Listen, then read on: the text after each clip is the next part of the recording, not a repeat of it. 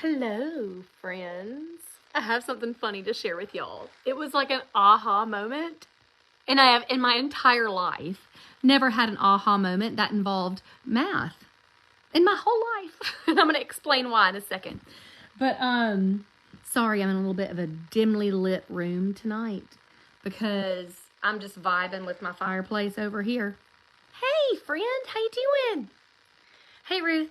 You're the first person here to join us on this little party. I'm so excited to share with y'all what this hilarious moment that I just unveiled about my life on the phone with a mathematician friend. But I'm going to wait a second for a couple folks to get online first. And no, I have not been crying. My daughter asked me the same question, and I'm just now realizing it's my eye makeup. I obviously don't look in the mirror enough. I put on eye makeup this morning. And apparently, I didn't look at it throughout the day, and I just rubbed my eyes like this all throughout the day because I'm tired. And it rubbed my eye makeup all over the place. And now my daughter was the first person that asked me if I've been crying. And now I've had a couple people ask me if I've been crying. No, I'm fine, like today. Or let's not get aggressive, Mary Catherine. I'm fine like I've been fine for the last hour. How about that? All right, so y'all ready? I have to tell y'all my fun story. I don't know what time. Oh, it's 7:36 in Alabama. But if somebody doesn't mind giving me the timestamp on this video, I know. Oh, Susan, that is so nice. Thank you, darling. That is a very nice thing to say. You like my necklace? This, my children, I don't know if you can see this. It says Mom. I bet if I get close enough to show y'all my necklace, you'll see all my chin hairs. So let's not do that. Let's keep an appropriate distance. Okay, to my story for real. So I'm on the phone with a friend, and y'all, I was just talking to her about the fact that my whole life I have thought I was stupid because I was not an institutional student. You know, I do not thrive in an institutional environment, and so but I would always just score off the charts with these aptitude tests growing up. And I was like, what is it about this pipeline of like neurodivergent kids who are like Duke TIP, like in the 7th grade, you know, talent identification program crap. I was like, what is it about us that we like all end up just burnouts later in life who all feel stupid? I said, I feel I have imposter syndrome. I was like, why was I smart as a kid, but I'm dumb now? She's like, I don't think that's how capacity works. And I'm like, okay, well, first of all, I don't even know what capacity means. So we get on this conversation about, institutionalization and how you can be gifted at certain things and not at other things. And interestingly enough, there's this intersection here with capitalism about productivity. So Brenda, am I not making any sense? Just give me a minute, I promise. I'm talking to a smart friend on the phone, and I have to get to the meat of this conversation, but I want to... Well, Susan, I know I'm not dumb, but I grew up kind of feeling that way because I didn't do well in school. I was not a good student, but I always just scored off the charts with aptitude tests. I'm going somewhere funny with this, right? When I say I was not a good institutional student, what I mean is I have not just neurodivergence, but I had an actual learning disability that I did not know that I had growing up. I have what's called dyscalculia, which is basically dyslexia of numbers. I am entirely unable to work and conceptualize with numbers. And I am with like phone numbers. This is the greatest example of my childhood of me trying to, I was incredibly gifted, but didn't understand math. And this is how that worked in my brain. I used to never be able to remember people's phone numbers, but I could always remember songs. And so back in the day when we had those phones where you press the buttons and it made a sound, do you remember the whole commercial? It was like, life's so easy with Cellular One. Life's so easy with Cellular One. And they played it on the phone. I learned how to do that. I was so excited to do that. Then I learned that all of my friends' phone numbers made songs. And that's how I memorized phone numbers. And I thought this was normal. I thought everybody operated this way because institution makes you assume that if you learn something a certain way, that's how everybody learns it. And so I did not realize that this was weird until one time I was hanging out with a friend, and they dialed a phone number on their phone across from me. I said, "Oh, you're calling so-and-so." And they were like, "That was weird. How did you know who I was calling?" I said, the phone song that it makes. And they were like, "No, that is not normal." And I was like, "What?" And it hurt my feelings. I was like, "Oh, I thought everybody memorized things that way, So this also came to a head tonight when I'm on the phone with my friend who is a genius mathematician, like has multiple advanced degrees in math, right? And the worst writer ever. And so we had this hilarious relationship where it's like she has one side of the brain and I have the other, and together we feel like we're going to take over the world, And I'm talking to her and I'm like, it makes me sad. She's like, "What?" We were back to the capacity conversation. She goes, "It's not like you got stupid, Mary Catherine. If you start off gifted, you're gifted. Like, what made you think that you were dumb?" And I was like, "Well, I failed at institutional learning. That's what made me think I was dumb." And she goes, but your intelligence scores were off the charts." I said, this is where it gets really funny, y'all. I said, "Huh." She goes, "Remember how we talked about those weird tests when you were growing up?" I said, "Yeah, the SATs, the little SATs they make you take when you're growing up in the Southeast. I don't know. Everybody did that." I said, "Well, I always did like really well on it." And she goes, "Define really well." I said, 99th percentile on like all the subjects but math. And she goes, "Okay." I said, "How many people get in the 99th percentile?" And she goes, "You're joking, right?" I said, "No, I think I have a lot of friends that did that well. I think. I'm like, I don't know how that works. Like, we all get 99s on our tests sometimes." And she goes, "No, that's not how percents work, Mary Catherine. That was not an A or B grade that you were getting.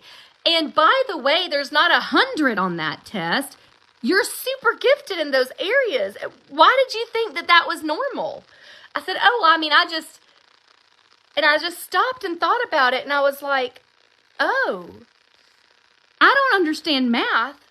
And because our world needs me to, in order to be productive, I just assumed I was stupid." Like across the board, stupid. "You want me to fix my necklace?" I don't think I can do that. I don't think that's possible tonight. It was like a therapy session with a mathematician, y'all.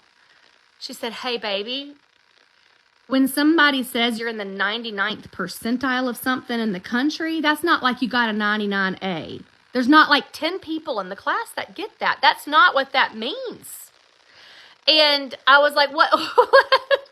What do you mean that's not what it means?" But y'all, when I say I literally have a learning disability with math, the highest math I ever got into was math and society in high school. I placed in this remedial course in college, and the reason I was never able to graduate from college, by the way, is because I have like a bajillion credit hours in language, arts, humanities, psychology, even science. I love science. But I could never get out of math classes. Like, I just couldn't do it.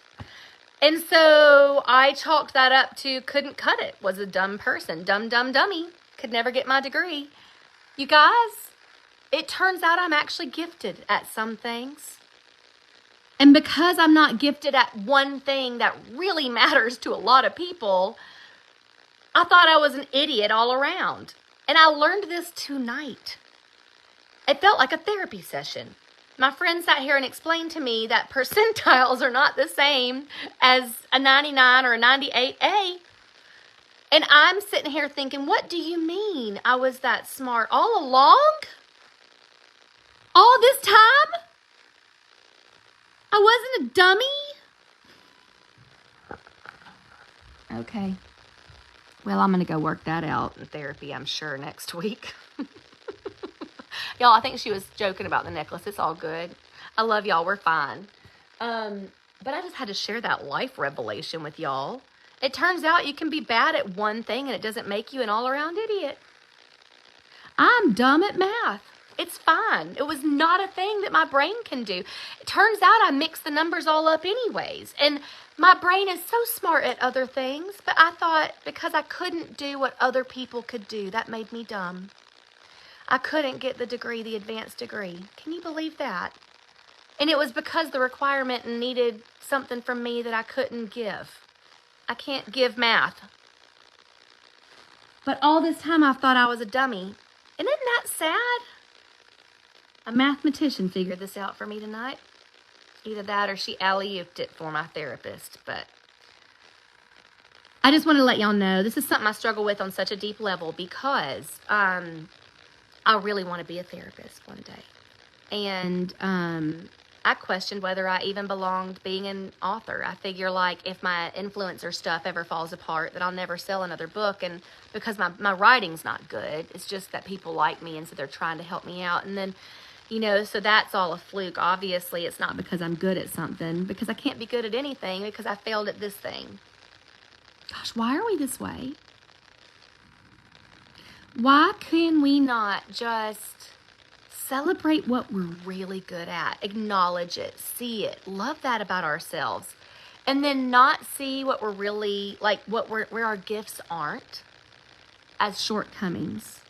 It's only a shortcoming if it's required of me, and who the hell has asked me to do statistics lately? I mean, frankly, I'm so glad that my friend taught me a little bit more about them, or percentages. Again, I'm not mathing. It's not my thing. Doesn't make me a dummy, I don't think. Oh, my heart needed that tonight. I love friends. Why are we that way, y'all? Why are we that way? Statistician. I know. You know what? Only reason I can say that is because I'm good at language. Excellent at language. Duke TIP, gifted kid, 99th percentile, which I now know does not just mean that I made an A like everybody else in the class made an A. It means I was actually really, really, really smart, but just not at math. Cannot. What a bummer to suck at the one thing that tells you you would be good. Such is life. All right, I love y'all. I'm going to go watch an episode of Suits, make my children brush their teeth, pay a bill, and moisturize, clean my face. I'm going to do all of that before 9 p.m. because I'm a super mom and I've got this. All right, love y'all. Bye. Oh, yes, also I did. Yes, of course I did. Who's asking? My focal gummies. Little sneak preview of what's coming in February. I want to see. Can I just tell y'all I love my... Yes, I took my focal gummy before bed. I did. I took it like 20 minutes ago, whoever was asking. Y'all, look at this hilarious thing. That company sent me some, like, I guess Valentine's Day stuff's coming up. I'm like, y'all know I'm going through a divorce. I can't be selling intimacy oils on the internet. I might do it anyway. You know, gotta pay... gotta feed these kids. My little barefoot Alabama self. I love y'all. Good night. I'm so happy to know that I'm not a complete ding-dong because I suck at math. I really just know that seems like a dumb thing, but it was a big moment for this lady right here. I've got lots of big life moments lately. Lots of those are happening these days. That's either midlife crisis or divorce or deconstruction or all of the above. I don't know. It's all happening at once. But I am going to go now. Love y'all. Bye.